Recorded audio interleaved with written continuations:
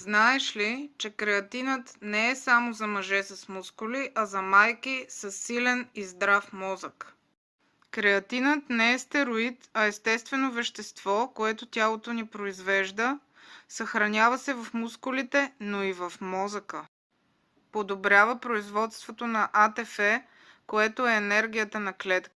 Подобрява концентрацията, подобрява краткосрочната памет, намалява умората от недоспиване, а това при майки и жени с тежък физически график през деня е просто класика. Жените по принцип имаме по-малко креатин от мъжете, а пък при вегетарианска диета това е още по-голям дефицит.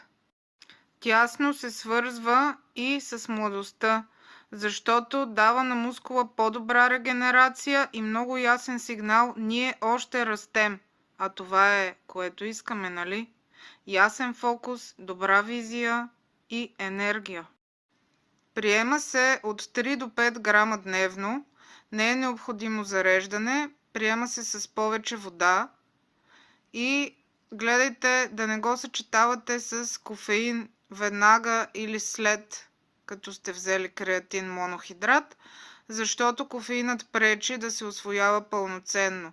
Така че направете пауза между 2 часа преди и след консумацията на креатин монохидрат. Моля хората с нарушена бъбречна функция да се консултират с своите лекари, защото креатина трябва да се приема по-внимателно, когато имате бъбречни нарушения. Ако искаш да знаеш кои добавки реално имат смисъл и кои са просто маркетинг, особено при нас жените, то във Viber групата ми обяснявам всичко научно, но и лесно смилаемо и разбираемо. Линк в биото.